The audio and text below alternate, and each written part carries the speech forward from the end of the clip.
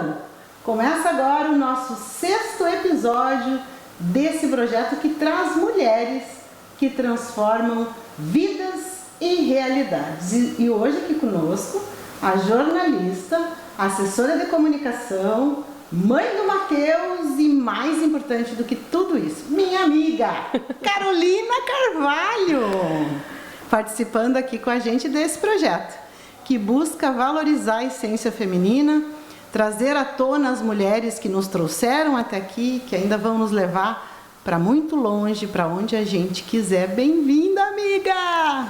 Obrigada, Fábio. Para mim é uma honra estar aqui, poder contar um pouquinho da minha trajetória e das mulheres que fazem parte dela.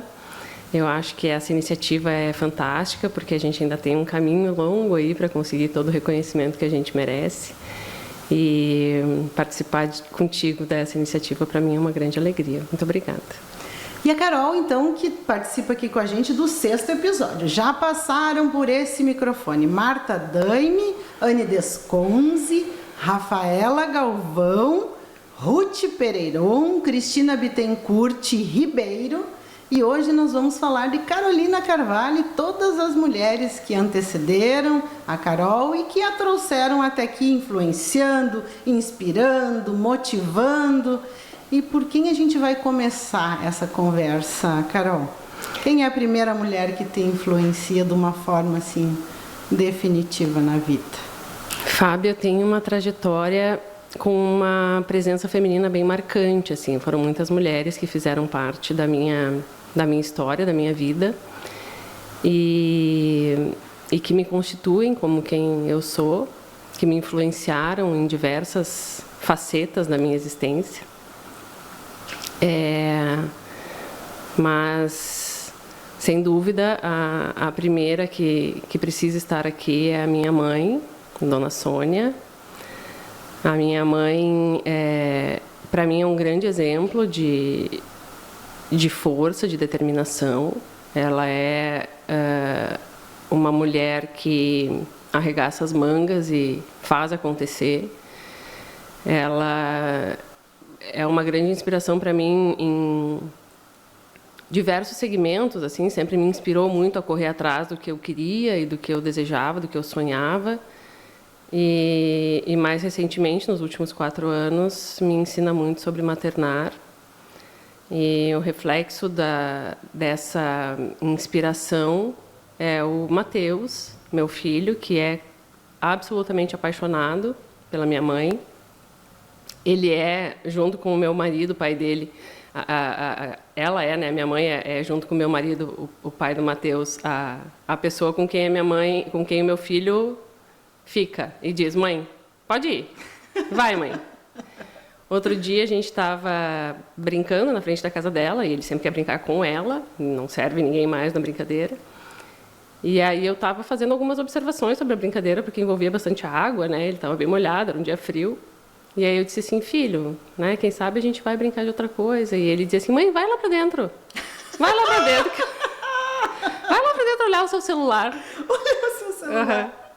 Para ele ficar só com a minha mãe, que deixa ele fazer tudo que ele quer, né? Ela é a típica avó. Ela é a típica avó. Então, a minha mãe, ela é uma pessoa muito inspiradora para mim, assim, pela... Vamos contar para todo mundo quem é a Dona Sônia, que daí todo mundo vai lembrar. A Dona Sônia dos cachorros, né? A Dona Sônia dos cachorros. Aí todo mundo vai lembrar quem ela é. A minha mãe, ela tem um trabalho que ela desenvolve já há muitos anos, há quase 20 anos, talvez mais, né, mãe? Não sei. Com proteção animal. Então, ela já salvou, tratou e encaminhou para lares responsáveis milhares, e não é um exagero falar em milhares, são milhares mesmo de animais.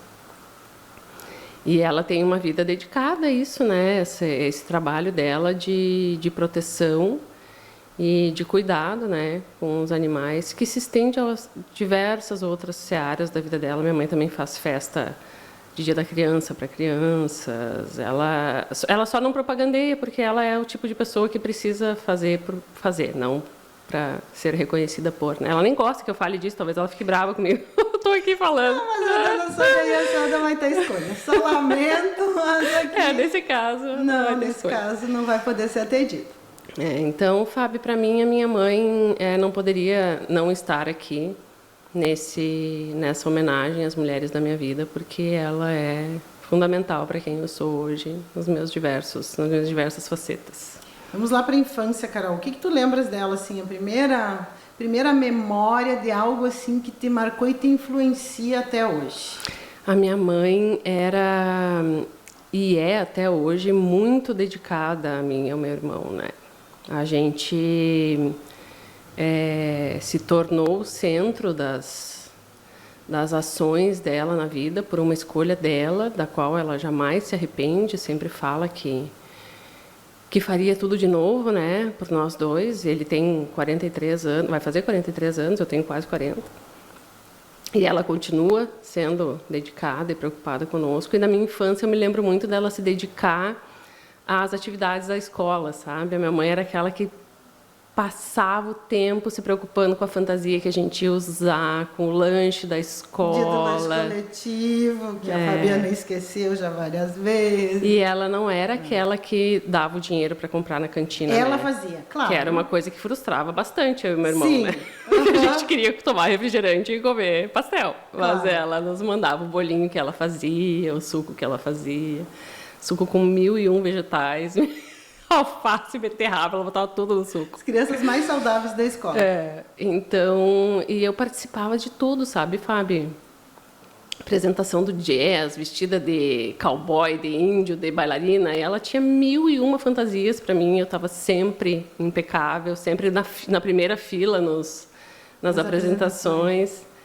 Então, eu lembro dela ter essa dedicação assim muito intensa às nossas atividades, né? Ela fazia com muita devoção. E nesse tempo, que momento que tu lembras assim que ela começou a trabalhar com os animais? Tu eras pequena ainda, tu lembra? Não, de que memória? não, a gente já morava aqui, porque eu nasci no Paraná, né, Fábio? Que eu sempre comento que foi um erro geográfico, porque toda a minha família é daqui do Sul, né? Mas o meu pai estava trabalhando no Paraná e eu e o meu irmão nascemos lá. Mas voltamos para cá, eu tinha 10 anos, foi em 94.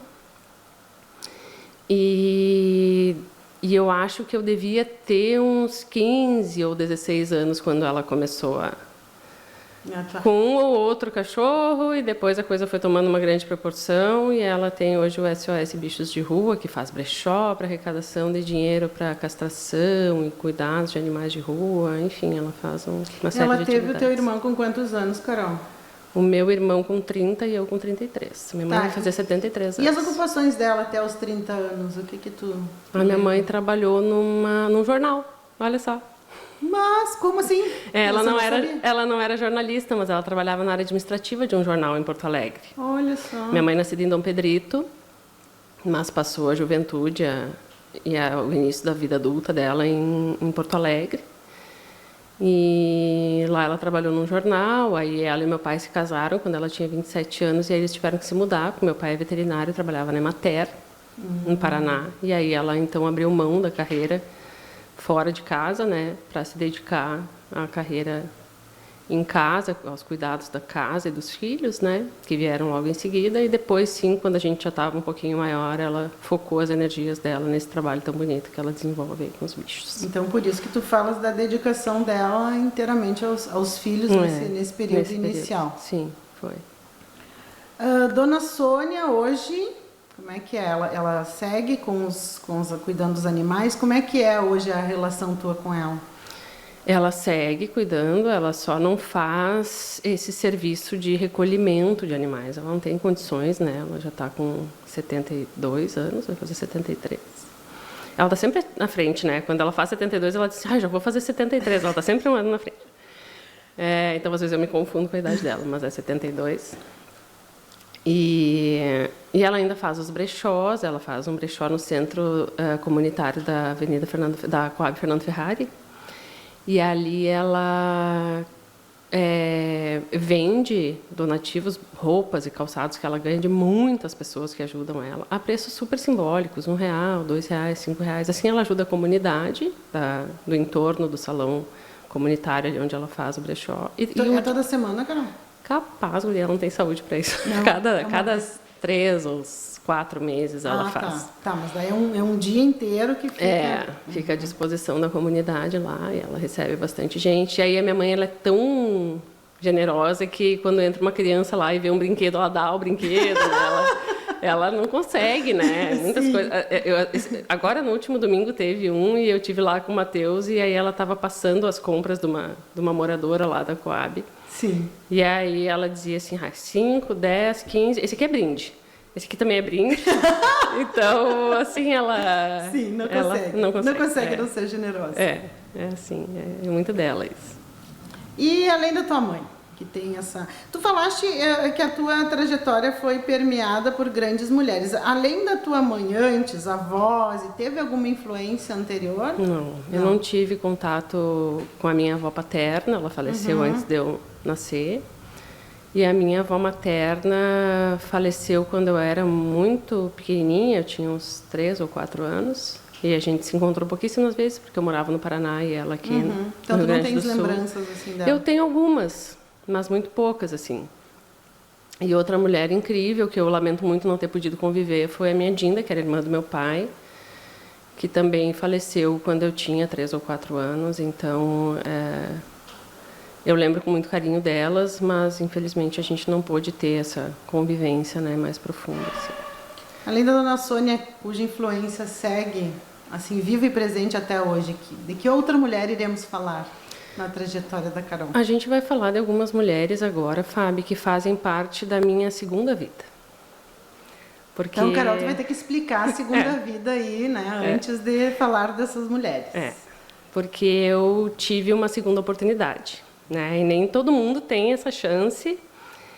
E eu tive uma segunda oportunidade de viver.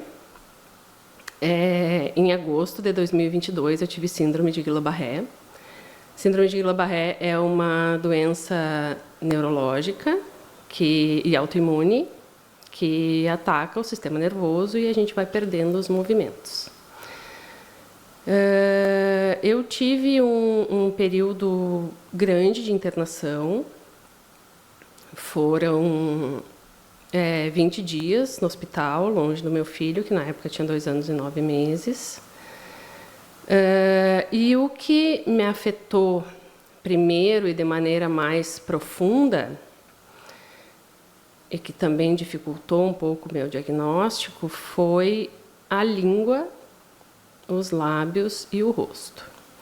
Na síndrome de Guillain-Barré, normalmente a pessoa começa a ter sintomas de formigamento e paralisia nos membros, pernas e depois nos braços. Ela é uma doença ascendente. E a minha começou de uma maneira típica na língua, depois paralisou o meu lado direito do rosto e os meus lábios. E aos poucos eu fui perdendo a deglutição, já não conseguia mais engolir nem minha própria saliva. E aí que entra a Luísa.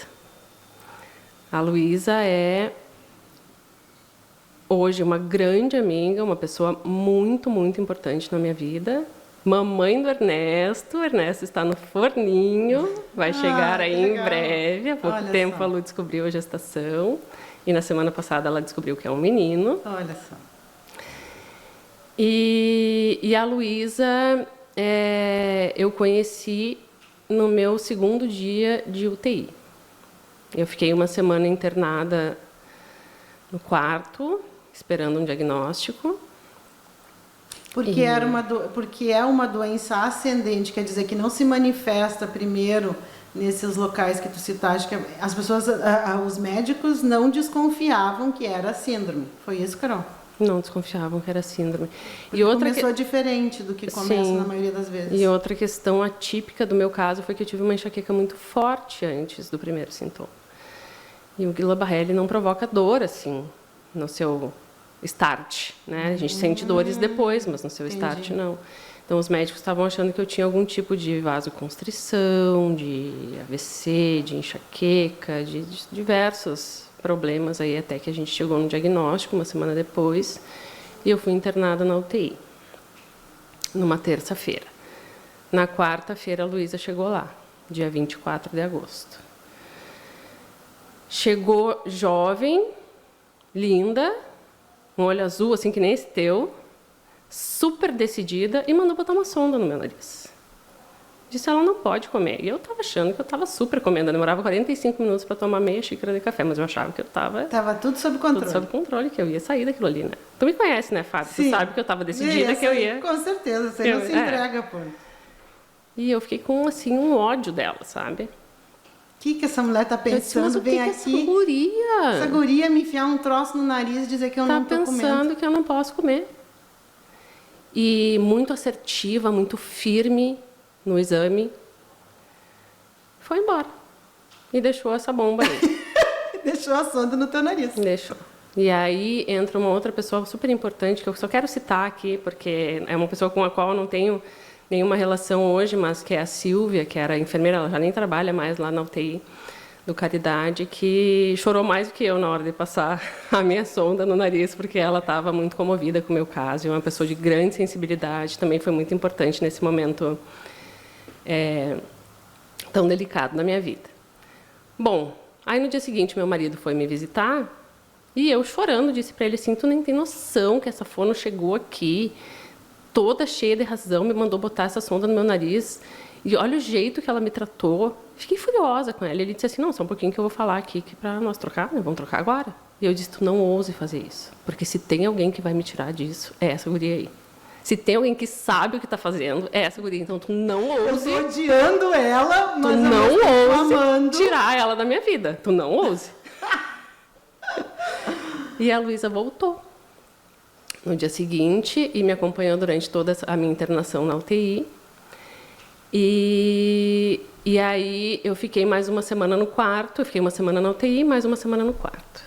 E a Luísa continuava indo lá todos os dias cuidar de mim. E o meu sonho era ver ela entrando com um potinho de iogurte, assim, porque era sinal que eu ia poder comer alguma coisa, né? Que até então não tomava água, não comia nada, era só por sonda, né? E aí o médico me deu alta. Disse, ó, tu vai para casa, vai continuar teu tratamento em casa. E eu lembro que eu podia ter ido embora meio-dia, mas a Luísa só ia de tarde. E eu disse para o Zuli, que é meu marido, eu disse, eu vou esperar a Luísa, porque eu preciso ver ela antes de ir. E aí a Luísa chegou à tardinha e eu disse, Luísa, eu vou de alta, né? Mas eu quero continuar o tratamento. E na época eu fui morar na casa da minha mãe, em Camobi, porque eu não tinha força para nada, né, Fábio? Não conseguia andar com amparo, mas eu não conseguia botar a mão na cabeça, assim, né? Então, eu não conseguia escovar os dentes, não conseguia fazer nada sozinha, né? Precisava de ajuda para tudo. E aí a Luísa disse, não, mas Camobi eu não atendo. Poxa vida, e aí eu comecei a chorar, né? A chorar. Eu não queria perdê-la, porque eu tinha certeza que ela ia me salvar. Da parte mais importante, que era conseguir voltar a engolir, conseguir voltar a falar, e conseguir ter força nos lábios, porque tudo que eu queria era dar um beijo no meu filho. E eu não conseguia. E eu sabia que se tinha alguém no mundo que ia fazer isso por mim, era ela. E a Luísa ficou muito emocionada também, porque ela é toda forte, assim, sabe? Sim. Toda técnica. Ela é maravilhosa no trabalho dela. Sim. Mas ela é uma manteiga derretida. E agora que ela está esperando o Ernesto, então, você imagina, né? Primeiro filho, vai virar... E aí ela disse, tá bom, se tu pode ser bem cedo, eu disse, Luísa, pode ser de madrugada, pode ser a hora que tu quiser. Qualquer dia, qualquer hora. E a Lu ficou comigo todos os dias, de segunda a sábado. A gente se encontrava, primeiro lá na casa da minha mãe, depois na minha casa. Ela passou a fazer parte da minha família. O Matheus se apaixonou por ela, principalmente porque ela dava um pirulito para ele todas as sessões. Todas as sessões. E a Luísa recuperou o que de mais importante eu tinha, né? Ela me ensinou a engolir de novo. Me ensinou a falar. Ai, vou me emocionar. Não, mas é do jogo. Eu já tô com os olhos cheios de lágrimas já faz tempo. Só tô me segurando aqui para não...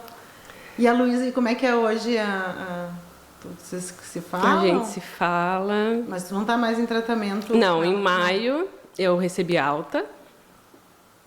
E foi um processo muito difícil para nós duas, né? Ela não sabia como... uma da outra. Claro. Ela não sabia como me dizer que ia me dar alta e eu não sabia muito bem se estava preparada para receber essa notícia, né? Sim. Embora eu tenha sonhado e me esforçado, e a Luísa sempre fala isso, nossa, Carol, tu é para mim um exemplo de paciente, porque eu passava dia e noite fazendo os exercícios que ela me mandava fazer, porque tudo que eu mais queria era voltar a tomar um gole d'água e poder beijar meu filho. Então eu passava treinando beijo, né? Treinando, fazendo todos os exercícios. E eu lembro que um dia eu contei para ela, disse, ai, Lu, eu tinha um exercício de língua, porque a minha língua ficou muito contraída e eu não tinha mobilidade, né? E ela me ensinou um exercício de língua, que era botar a língua para um lado e para o outro, assim. E ela chegou lá em casa e disse assim, ai, Lu, ontem eu fiquei mal, chorei bastante, sabe? Mas enquanto eu chorava, eu tava lá. O exercício com a língua. E ela, assim... Enquanto chorava. Aí ela pegou minhas mãos, nunca vou esquecer. Ai, bem Carol. Ela pegou minhas mãos e disse assim, Carol, tu pode chorar sem fazer exercício. Eu disse, Lu, mas é que todo tempo pra mim é tempo. Eu preciso, então, eu tô preciso. usando todos os tempos exercitando, porque eu quero voltar. E então a gente teve esse momento assim de ruptura, que foi aos poucos, né? A gente foi diminuindo, a gente se via todos os dias, daí a gente começou a se ver. Por quanto tempo, Carol? Foi de agosto a maio. De agosto a maio. Todos os dias. Todos os dias. E aí a gente acabou invariavelmente... aí como nada é por acaso nessa vida, né, Fábio? Tu sabe disso. Ainda no hospital, ela me deixou um cartão para qualquer coisa que eu precisasse falar com ela, enquanto ela não estivesse lá. E eu olhei o nome dela e vi que ela se chamava Luísa Gadeia Levi. E eu disse, Gadeia? Mas eu conheço o Gadeia. Será que ela é parente do Gadeia? O Gadeia é o Leonardo Gadeia, que é produtor musical aqui de Santa Maria, que é muito amigo do Zuli, meu amigo também. E na sessão seguinte, eu fui perguntar para ela. Sim. Quando eu fui perguntar para ela se ela era parente, ela chegou e me olhou e disse assim, a minha avó te conhece. No dia que eu ia perguntar para ela. E eu disse, então tu é parente do Gadeia. Porque a dona Circe, mãe do Gadeia, também é muito amiga da minha família, do Zuli, minha, né? Uma querida, assim, a gente se conhece há muito tempo. E aí, então, a gente tinha todo esse contato, né? Todo esse entorno também de pessoas que a gente conhecia em comum e que queriam saber do meu tratamento e que se interessavam pela minha evolução. E aí a gente teve muitos momentos juntas. O aniversário dela, ela fez 30 anos, eu estava lá, ela me convidou, eu, o Matheus e o Zuli. E é uma pessoa muito, muito querida para mim, assim, uma pessoa que eu desejo só o que há de melhor nessa vida, que me devolveu o que era mais importante para mim, que era tomar um gole d'água e dar um beijo no meu filho. Que eu encho de beijo agora. Ele diz assim, ai, mãe, mais um ataque de beijo. Eu digo, sim, filho, eu preciso recuperar o tempo perdido, né? E a Luísa foi fundamental nessa minha trajetória. Falamos da Sônia, da Luísa, e quem vem agora? Agora vem a Priscila. A Priscila eu conheci no dia 6 de setembro. Um dia depois que eu fui para casa. Fui para casa da minha mãe no dia 5 de setembro e no dia 6 de setembro a Priscila estava lá. A Priscila é fisioterapeuta. E a Priscila me devolveu a capacidade de andar, de me levantar, de amarrar meus cabelos, que agora eu não tenho mais. Agora tu tá... Não, a gente fala que nunca mais ela vai poder fazer outro corte na vida, porque, olha, a Carol tinha uns cachos, um cabelo lindo, lindíssimo, todo cacheado, toda... Vocês estão vendo aí na foto da Carol com os cabelos cacheados, agora nesse momento, tá? Mas, olha, não sei se é porque eu sou apaixonada pelo curto, mas olha, eu disse, Carol, não muda nunca mais 1 milímetro desse teu cabelo. E tu sabe, Fábio, que... conseguiu ficar ainda mais linda com ele. Obrigada. E tu sabe que o cabelo também tem a ver com essa nova fase da minha vida, né? Porque quando eu estava ainda internada no quarto, que a gente não tinha um diagnóstico, né, que eu piorava a cada dia e os médicos que estavam me atendendo não conseguiam entender o que estava acontecendo, né? Teve um dia que eu disse para o Zuli assim, eu disse, Zuli, vai lá na Medianeira, leva o Matheus lá e pede para ela me ajudar, sabe? Eu preciso que ela me bote no colo dela agora e me ajude, porque eu preciso saber contra quem que eu estou lutando, né? E aí, enquanto ele estava lá, eu prometi para ela, eu disse, Medianeira, se tu me ajudar nessa, como tu sempre me ajudou, eu vou cortar meus cabelos e vou doar tudo, vou raspar minha cabeça. Essa é a minha promessa. Eu sei que eu não preciso prometer, porque a Medianeira, ela é muito generosa, né? Mas eu prometi. E guria, 3 horas depois, o diagnóstico estava lá, o médico estava lá. Naquele dia? No mesmo dia. E demorou quanto tempo para tu teres esse diagnóstico? Quanto tempo tu ficou nessa incerteza? Uma semana. Uma semana. 3 horas, exatamente 3 horas depois. 9 horas da manhã o Zuli foi na Medianeira, meio-dia eu estava indo para UTI. Finalmente diagnosticado. Finalmente diagnosticado. E aí, no dia 23 de setembro, que foi no dia 23 de agosto, que foi quando fez 1 ano da minha ida para a UTI, 1 ano desse dia, eu cortei, raspei a cabeça e doei os meus cabelos lá na APECAM. E aí teve uma amiga minha que falou uma coisa assim, genial. Ela disse, meu Deus, isso foi uma promessa, amiga. Então a medianeira deve estar confusa, pensando agora. Assim, Deus, mas era para ser uma penitência e ela está tão mais bonita. Porque a medianeira é isso, né? A medianeira é isso. Mas, enfim, ainda tinha cabelos e precisava voltar a andar, precisava voltar... Eu não conseguia me levantar do vaso sanitário, eu não conseguia me levantar das cadeiras, eu não conseguia se deitada, sentar, né, se sentada, não conseguia levantar. As minhas pernas, quando eu estava deitada, pareciam que pesavam toneladas, não conseguia erguer as pernas, não conseguia erguer os braços. Então, a sensação é de tetraplegia, né? A gente consegue compreender um pouco como que é a vida de alguém que não tem os movimentos, né? E aí surgiu a Priscila.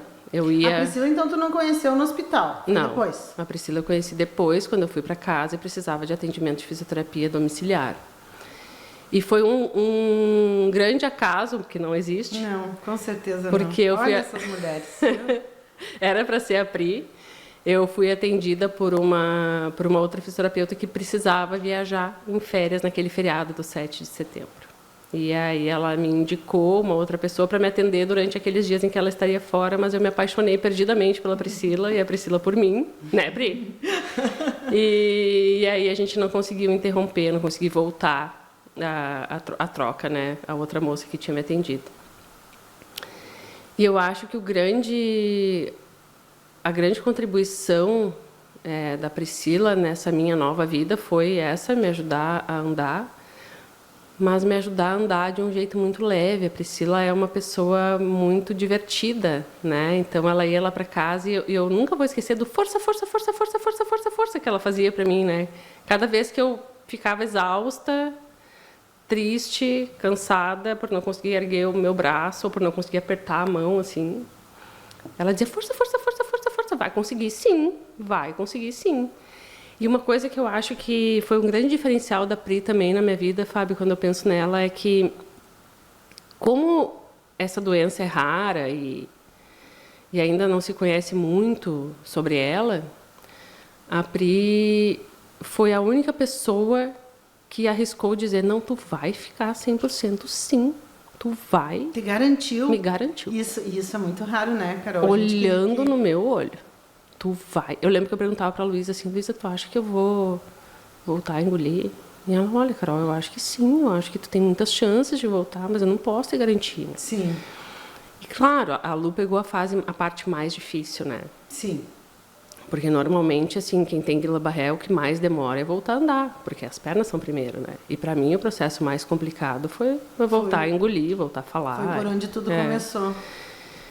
Mas a Priscila, ela bancava, olhava e dizia, tu vai conseguir sim, vai voltar. E não tem chance de tu não voltar. Deus é mais, ela dizia, tu vai voltar.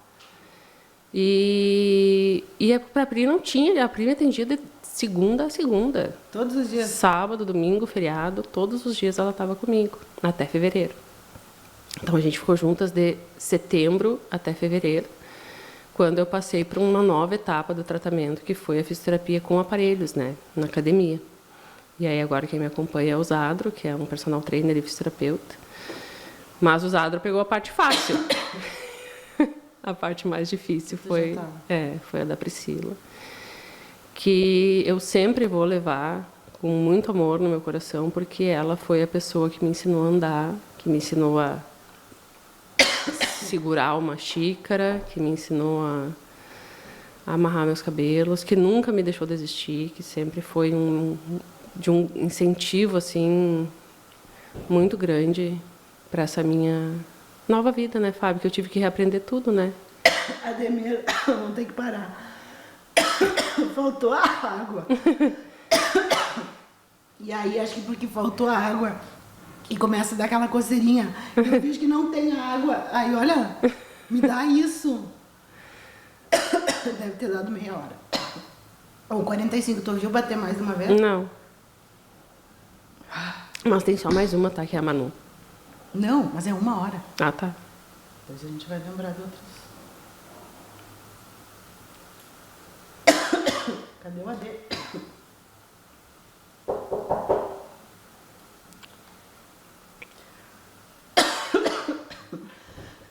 Que coisa, né? Daí tu sabe que tu não tem, porque eu vivo tomando água. Eu não tomo muita água, mas durante o programa eu vivo passo tomando água. Acho que eles esqueceram. Amadinho, água, muito obrigada. Me deu um ataque de... E eu nem me lembrei. Obrigada. Deu 30 ou 45? Não, são exatos 30. Ah, tá. Eu bati para ti ali exatos 30. Ai, que alívio. Você tem uma jarra aqui. Fazia tempo que eu não Não tenho. borrou. Não? Não. Tempo que eu não tenho. E tinha uma época que eu tinha toda hora esse. Mas isso foi... Tá.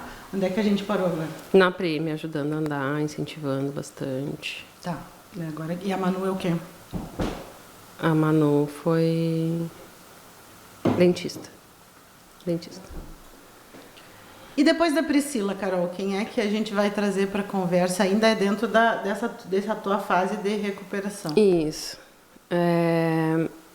Aí, Fábio, eu preciso lembrar e falar sobre a Manuela, porque a importância da Manu na minha vida, ela vem muito forte depois no Vila Barré, mas a Manu faz parte da minha vida desde sempre. Ela é minha amiga de infância, a gente cresceu juntas, fomos colegas de colégio. E agora, quando a gente se reaproximou por conta da doença, Mas tu foi procurá-la porque tu lembra... Calma que lá vem a história. Ai, Calma tá. que lá vem a Oi, história. jornalista que fica interrompendo, né, Carol? Ainda bem que a gente tá entre nós, tu sabe bem que é isso, não aguenta e já quer saber. Sei. Mas quando a gente se reaproximou agora, até a Manu me lembrou de muitas coisas que a gente viveu juntas que eu não me lembrava, que ela frequentava super a minha casa, que ela sempre passava na minha casa pra gente ir juntas pro clube, que fica no fundo da casa da minha mãe, né, quando eu morava com a minha mãe. E então, assim, ela foi uma amiga muito importante na minha infância. Ela também tem reflexos em quem eu sou nessa época da Carolina, final da infância, início da adolescência, pré-adolescência. A gente jogava vôlei juntas, a gente estava sempre juntas, assim. Mas a vida nos afastou, né? Foi cada uma para um colégio no ensino médio, que a gente era colega no ensino fundamental. É. E aí foi cada uma para um colégio, daí depois fazer faculdades em áreas diferentes. A Manu é formada em odonto, é doutora em odontologia e professora da UFSM. E a gente se afastou. E aí o que acontece? Quando eu comecei no meu processo de recuperação do Vila Barré, o meu sistema imunológico estava muito caótico, assim, muito caótico. Então eu estava tendo algumas sequelas que eram decorrentes do problema imunológico, e uma delas foi uma série de feridas na minha boca. Quando eu ainda estava usando a sonda, eu ainda não me alimentava, né?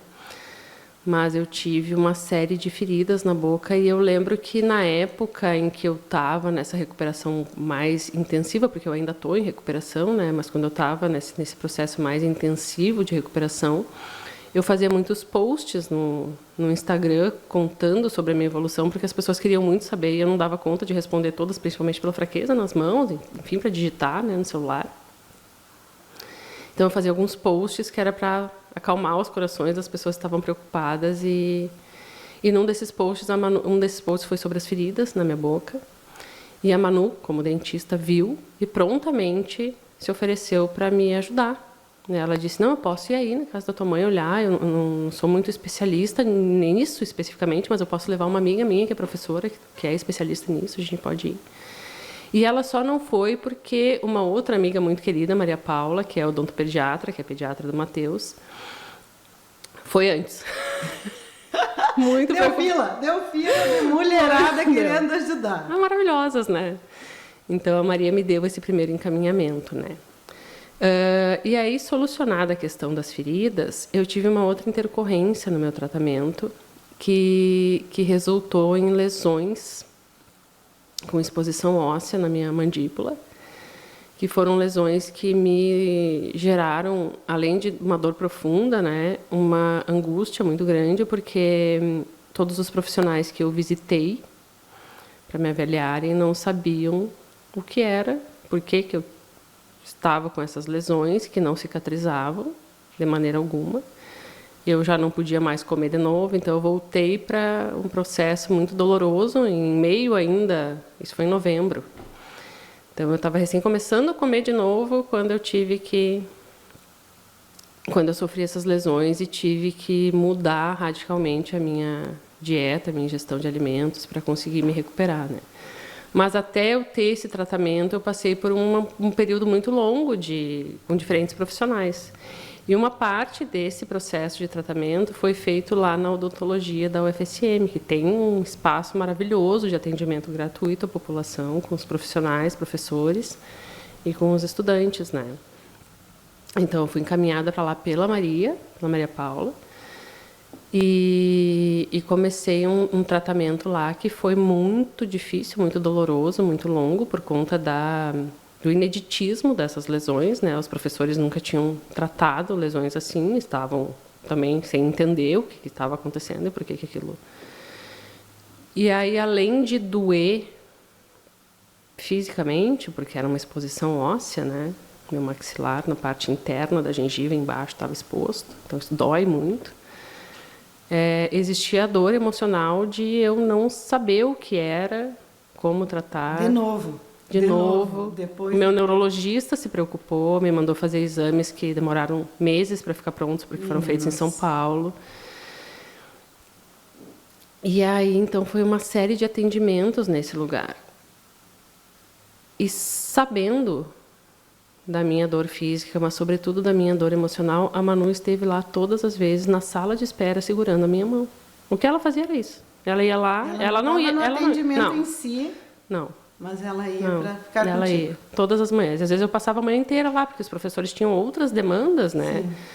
Não podiam atender imediatamente. Enfim, existia uma grande procura pelo serviço, né? E ela ficava lá, dizendo, tá difícil, né, amiga? E aí eu chorava. Ela segurava minha mão, Então, a Manuela, ela é essa pessoa. Né? Ela é uma pessoa que está sempre pronta para te ajudar com os recursos técnicos que ela dispõe, mas ela também é uma pessoa que está sempre ali para te oferecer o apoio emocional que tu nem sabe que precisa.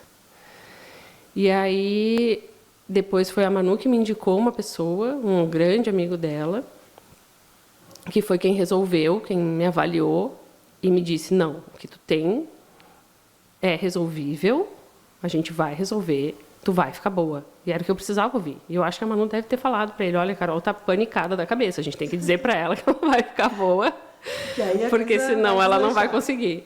E ele, muito também conhecedor, né, Neymar Scolari, ele é não sei o nome, mas é dentista, enfim, é especialista nisso. Ele me atendeu e disse, não, vai dar certo, tu não tem nenhum problema imunológico, nenhuma deficiência que vá te impedir de cicatrizar, vai cicatrizar. Então, foi graças a Manu que eu também encontrei no Neymar e consegui ter um atendimento um pouco mais direto, né? Porque lá no UFSM a gente tinha esse problema de grande incidência de pessoas, né? Enfim, então é complicado para os professores darem o atendimento que eles gostariam de dar. Eles até entraram em contato comigo depois para saber como é que eu estava, porque eu achei de uma gentileza incrível, né? E a Manu teve esse papel tão gentil, tão generoso, né? De me acolher e de me direcionar nesse momento.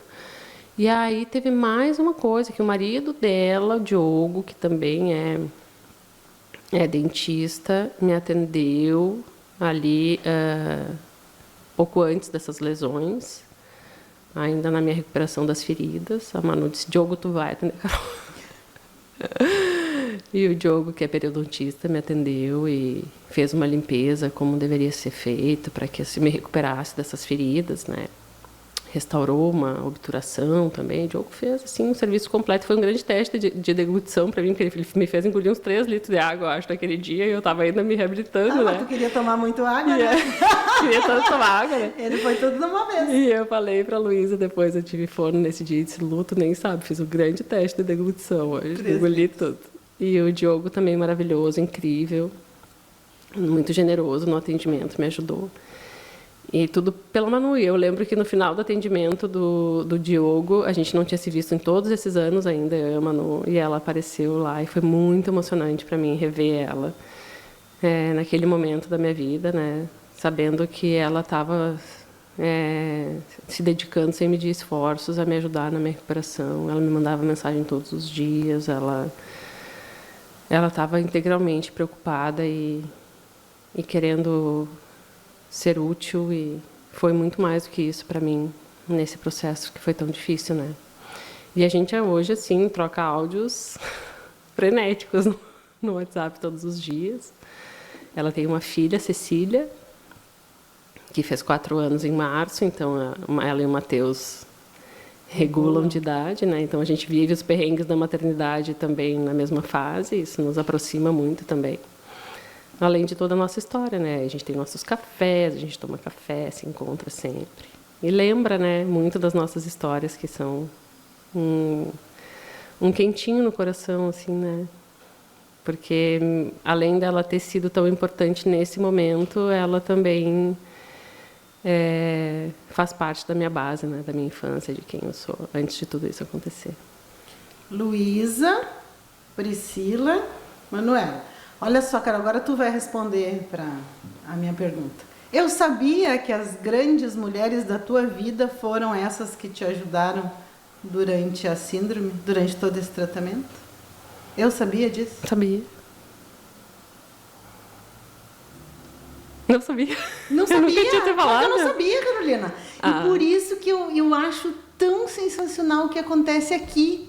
Porque eu disse pra Carol lá atrás, eu vou chamar tu em algum momento, te admiro demais, tu me influenciou em várias coisas. Hoje, se eu sou um pouquinho mais, porque daí não é na conta da Carol, é minha.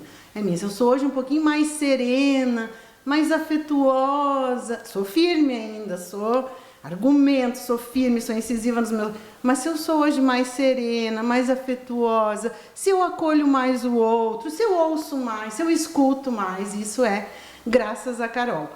E eu disse um dia, a gente vai conversar, lá quando eu comecei a pensar na inspiração, nas primeiras mulheres que eu ia... Só que eu tinha certeza que todas as mulheres que viriam aqui para a conversa seriam mulheres sensacionais por quem a Carol é. Mas nunca eu imaginei que as grandes mulheres da tua vida, exceto a tua mãe, fossem dessa tua segunda oportunidade de vida. Todas mulheres. Todas mulheres. Todas mulheres. Todas mulheres. O que acontece aqui é um troço sensacional, porque isso que tem...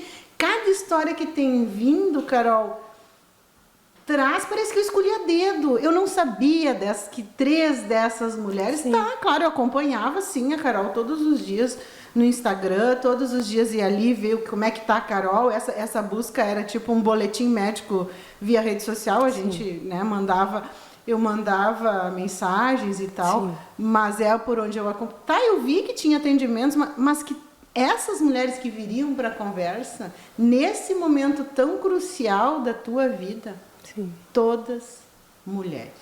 Por que tu acha que isso acontece? Olha, Fábio, eu vou te dizer que a gente tem uma cultura em que as mulheres estão mais relacionadas ao cuidado, né? A gente é muito ainda direcionada ao maternar, a essa questão da mulher ser a cuidadora, né? Mas, para mim, a Luísa, a Priscila e a Manu são revolucionárias.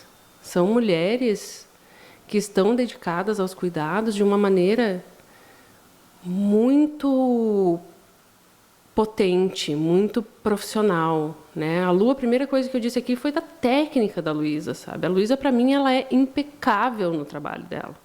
A Luísa é assertiva, a Luísa é direta, ela é incrível no que ela se propõe a fazer. eu sou, assim, uma fã dela, sabe? Eu não gostaria que ninguém passasse pelo que eu passei, porque é muito doloroso não poder tomar um copo d'água, não poder beijar um filho. Mas se alguém um dia precisar passar por isso, que tenha a Luísa na vida, sabe? E que seja ela, porque ela é incrível. Ela é uma profissional incrível. E a Luísa, ela trabalha o dia inteiro e de noite ela se especializa, sabe? Agora, né? Depois que chegar o Ernesto, sabemos que as coisas mudarão Vai um ser pouco. outra história. Mas ela é, assim, muito dedicada. Muito, muito, muito dedicada. A Priscila, ela é uma fisioterapeuta com uma formação muito, muito certeira, e a Priscila ainda traz a alegria, né? A Priscila ainda traz o que a pessoa precisa emocionalmente para dar conta. Fábio, teve um dia, para você entender quem é a Priscila, tá? Teve um dia que a gente estava lá fazendo fisioterapia, força, força, força, força, força, força, e eu lá. E ela dava risada de mim, né? Quando eu começava a reclamar. E aí o meu pai foi instalar um chuveiro, queimou meu chuveiro. E meu pai foi instalar um chuveiro lá em casa. O Zuli envolvido com 1000 coisas de trabalho, estava eu com a Priscila. O Zuli tinha saído com o Matheus, porque o Matheus não me deixava fazer fisioterapia, porque ele queria ficar brincando com a Priscila, apaixonado pela Priscila. Então o Zuli saiu com o Matheus e o meu pai foi lá trocar o chuveiro enquanto eu fazia fisioterapia. E nós fazendo fisioterapia e percebendo que meu pai estava com dificuldades de trocar o chuveiro. Sempre trocou chuveiros muito bem, não podemos tirar isso do meu pai, mas aquele chuveiro em específico foi difícil para ele. Estava complicado. Mas a Priscila prontamente foi lá no banheiro, olhou assim, só um pouquinho, seu Neuci, só um pouquinho. Ligou, fez uma videochamada para o marido dela, botou o meu pai e o marido dela conversarem pelo celular, para o marido dela ajudar o meu pai a instalar o chuveiro. E deu certo. E deu certo. Então está lá, perfeito o chuveiro até hoje. Então a Priscila é essa pessoa. Ela quer te ajudar em todos os âmbitos da tua vida. Ela não se restringe a te ajudar a mexer as pernas, sabe? E a Manu é essa pessoa que para mim, assim, além de ser uma profissional exemplar, que as pessoas fazem questão de se tratar com ela, e ela não gosta, gente, vou ter que dizer, estou contando aqui, Manu, mas ela não gosta muito da clínica de atender, ela gosta de ser professora. E ela é uma professora admirável, linda. Ver a Manu dando uma aula, assim, é um show para os olhos. Assim, né? Eu nunca tive a oportunidade de assistir uma aula inteira dela, mas já tive a oportunidade de assistir alguns pedaços pela internet. E ela é assim, competentíssima, sabe? Eu lembro que quando ela foi fazer esse concurso para prof substituto lá da UFSM, ela, né, preocupada como qualquer pessoa que vai se submeter a um concurso, e eu dizia uma coisa para ela que eu aprendi contigo, que eu dizia assim, amiga, eu já combinei com Deus. Né, Fábio? Essa frase a gente falava. A gente não, tem já nossos tá combinados. Ai, Fábio, será que vai dar? Não, mas já está combinado, tá tudo combinado com Deus já. Não tem erro, vai dar. E ela passou no concurso, porque ela é maravilhosa, competentíssima, uma potência de mulher, sabe? Eu lembro que um dia a gente estava tomando um café e chegou uma aluna, uma ex-aluna dela do tempo que ela trabalhava no UFM, na mesa. Oi, prof! Assim, sabe? Dava para ver que aquela menina estava assim, ai, é minha prof. E eu fiquei, ai, é minha amiga, sabe? É prof. Então, é claro, né, Fábio, que essa minha nova vida é uma nova vida recente, né? Eu tenho um ano e alguns meses. E aí a gente está aqui celebrando. Mas essas mulheres, elas foram fundamentais nesse processo porque elas me devolveram as habilidades que eu demorei muito mais tempo do que isso para ter, né, na vida, naturalmente. E eu sou muito grata a elas, Fábio, assim, eu sei que elas estavam trabalhando, sabe? A Luísa, às vezes eu falo para ela, assim, e eu vejo que ela fica, mas é o meu trabalho, sabe?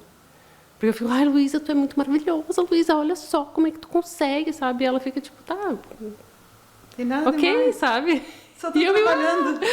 E eu já disse para ela, Lu, eu sei que é o teu trabalho, sabe? Mas para mim é vida, é engolir de novo, sabe? É poder falar de novo, me comunicar, ser entendida. E tu sabe, Fábio, quanto de dificuldade eu tinha para falar, porque tu acompanhou esse processo. E estar aqui hoje nesse microfone é a Luísa, é graças a ela, né? Sentar e levantar dessa cadeira é graças a Priscila. E poder me alimentar e estar com a minha saúde bucal em perfeitas condições é a Manu. Então, elas estão em mim agora, nesse processo. E a minha mãe, né, Fábio, que além de ter cuidado de mim, né, me recebido na casa dela, ainda cuidou do que era mais importante para mim quando eu tive que ficar 20 dias longe, né? Que foi do meu filho, foi com ela que ele ficou, né? Mas, claro que existem muitas mulheres maravilhosas na minha trajetória, né, Fábio? Tu é uma delas. A gente trabalhou 14 anos juntas, nos vendo todos os dias, final de semana e feriado, inclusive. É verdade, domingos. Domingos. E aí tu diz que muito do que tu tem é por mim, mas também muito do que eu sou. E hoje em dia, às vezes, ainda quando eu tô assim, eu tô quase explodindo, eu vou explodir. Ai, Carol, o que a Carol faria? Ai, a Carol seria firme, mas ao mesmo tempo ela compreenderia que aquilo ali da pessoa não é contra você, aquilo é da pessoa. Então, seja firme, solucionadora, mas não exploda, não adianta explodir. Então, tem também muito da Carol em mim, muito. E volta e meia eu chamo ela na consciência para ver se ela me ajuda a resolver. Nessa segunda vida aí, Carol, nasce uma nova mulher, com certeza, né? Por tudo isso que tu já nos relatou. No que essa nova mulher difere da anterior? Ai, Fábio, em muitas coisas. Além do cabelo. Sim. Além de ter ficado mais linda e mais maravilhosa, e se deixar esse cabelo crescer, nós vamos brigar, não vou ser mais tua amiga. O Matheus me pede todos os dias: mamãe, deixa crescer, depois você corta e doa de novo, afinal. Ele gostava acho que não vai dos dar. cachinhos. Eu acho que sim. Querido. Porque o Matheus tem cachinhos também. Tem. Vamos contar para o pessoal entender. Tem. Como diz uma amiga minha, Pereira não faz maçã, né? Então, obviamente que ele vai ter os cachinhos. Mas, Fábio, eu acho assim que o que mais mudou para mim, assim, são duas coisas que eu acho que me transformaram na minha essência mesmo. Minha essência como ser humano. A primeira delas é dar importância ao que realmente importa.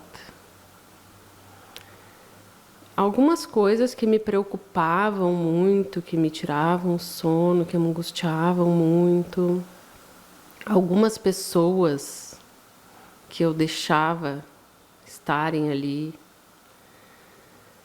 mesmo às custas de saúde mental e tudo mais, né? Eu tive uma facilidade para desapegar, assim, uma facilidade para desapegar dessas coisas, dessas preocupações. A gente começa realmente, eu acho que quando a gente começa a ver a vida com essa lente, que é a lente do, meu Deus, um dia eu estou bem, dando banho no meu filho, no outro dia eu estou toda travada numa cama do hospital, morrendo, com 38 anos. Aí a gente começa a ver a vida com outra lente. E essa lente, ela é muito mais generosa com a gente, né? Tu começa a realmente dar o valor que as coisas têm, a importância que as coisas têm, se estressar. O peso. Sim. O que merece a minha saúde mental e com o que eu não vou me preocupar. E a segunda coisa que eu acho que é muito transformadora em mim, assim, dessa doença, é me olhar com um pouco mais de gentileza. Olhar para o meu corpo como a grande potência que ele é. Porque a gente tem uma noção da potência que a gente tem e que explica muito de por que a gente é tão submetida a um sistema patriarcal cruel, que é gerar uma vida, né? Isso só a gente pode.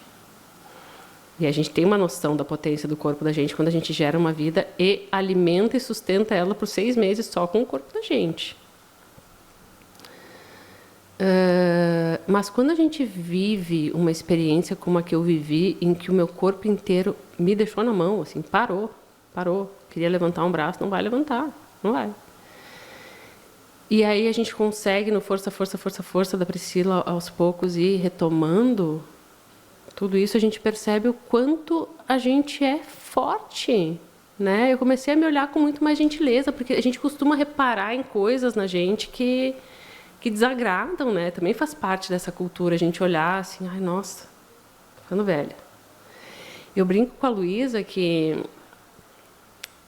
Brincava com ela quando eu estava em tratamento, que eu queria todas as minhas rugas de volta. Todas. Porque o meu rosto estava paralisado e as pessoas diziam que parecia que eu tinha botox. Eu digo, botox, vocês vão ver.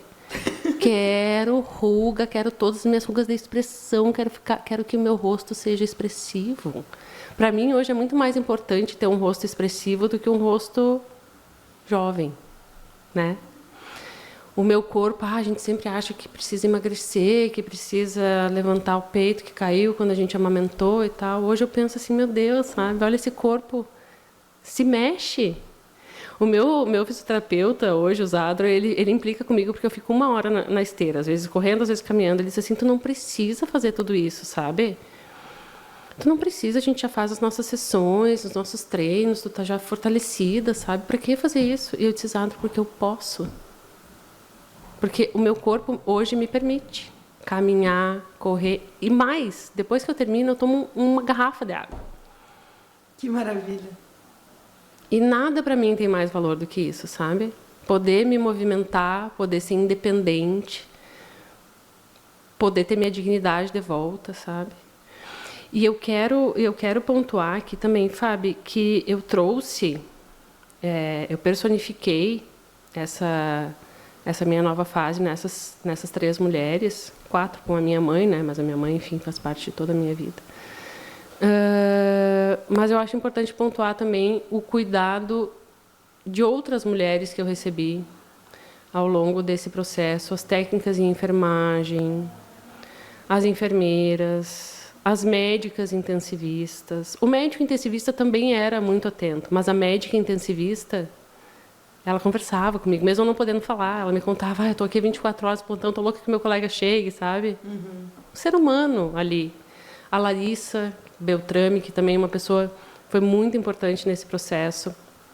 Ela é médica, não atuava diretamente no hospital, mas conhecia todas as pessoas que estavam lá e espontaneamente passou a transmitir boletins da UTI direto para minha família, sem eu pedir, eu nem podia pedir, porque eu estava, né, sem contato com o celular, mas ela viu nas redes sociais que eu estava passando por isso. O padrasto dela é médico da UTI.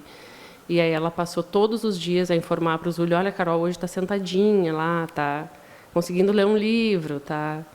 Então, isso trouxe uma calma e uma tranquilidade que a minha família estava precisando muito naquele momento. E a Larissa me acompanhou muito depois ainda, quando eu já estava em casa. Então, acho importante falar dela também, né? Das enfermeiras, a Silvia, que teve todo esse cuidado na hora de passar a sonda, que se emocionou tanto, e que no último dia que eu estava no UTI, ela disse, olha, se o médico não te mandar para o quarto, eu vou pedir uma alta, a pedido para ti da UTI, porque tu precisa ver uma foto do teu filho, sabe? Na UTI eu não podia ter acesso ao celular, não podia ver vídeo, não podia ver foto, nada do Matheus, e aquilo ali estava me matando, né? Então, todas essas pessoas me dedicaram cuidados, assim, com uma gentileza, sabe, Fábio? Eu acho que é uma coisa que eu queria falar também sobre a UTI, estar lúcido numa UTI. É uma experiência transformadora, com certeza, né? A gente vê muitas coisas que a maioria das pessoas está desacordada, enfim, né? E estar lúcido, e eu, particularmente, não dormi, né? Fiquei todo o tempo fazendo terapia. Fazendo os exercícios, tudo que eu era podia. para voltar logo. E mesmo com as pessoas que estão desacordadas, esses técnicos de enfermagem, eles têm e os enfermeiros, eles têm uma sutileza, uma delicadeza. Eles dão bom dia, seu fulano, vamos fazer físio agora. A pessoa está apagada, não está ouvindo. Vamos fazer físio agora, vamos mexer o pé. Daí elas pedem licença, com licença, vou botar sua medicação para uma pessoa que está em coma. Olha, com licença, dona fulana, agora eu vou lhe dar um remédio esse e aquele, sabe? E eu ficava assim, gente, que dignidade, que conforto, né? Saber que se um linda. dia eu estiver naquela posição ali, eu vou ser tratada dessa forma, sabe? Então, eu sou uma grande admiradora desses profissionais, assim, desse trabalho, que é uma coisa muito linda. E apesar de eu desejar profundamente nunca ter passado por isso, né? Eu preferia que a minha vida não tivesse sido transformada por essa experiência. Ela me trouxe grandes aprendizados, sabe, Fábio? Aprendizados que me confortam, que me enchem o coração.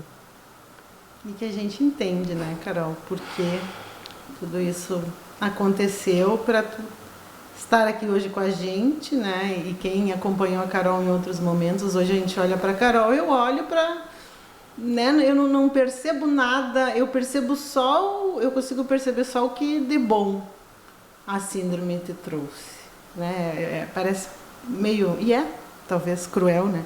A gente, porque nunca que a gente deseja isso para ninguém, né? Mas quando a gente consegue entender a história dessas mulheres sensacionais que tiveram contigo, né? Imagina Sônia, a Luísa, a Priscila, a Manu, o quanto elas transformam vidas nessa existência praticamente todos os dias, né? Todos os dias. E isso não é só da profissão, isso não é só do trabalho. Isso é do ser humano, dessa essência que a gente está trazendo hoje aqui. Então eu estou muito feliz, Carol, muito emocionada. Eu estou celebrando demais a vida, celebrando essas mulheres. Que bom, como tu disseste, que bom que a gente tem como contar com elas. Uhum. Olha só, nós estamos trazendo uma história, que é a história da Carol. E quantas histórias e quantas vidas, literalmente, gente, é transformar uma vida numa pessoa que volta a andar, volta a ter essa felicidade, esse amor pela vida, pelo simples fato de falar, de engolir, de beijar o filho. E quantas histórias existem dessas mulheres e que a gente não traz à tona, que a gente não para, que a gente não celebra essa força, essa coragem, esses exemplos que a gente tem com a gente.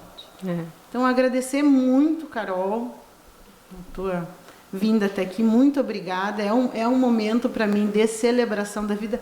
Eu sou tão feliz e rezei tanto a Deus, pedi tanto.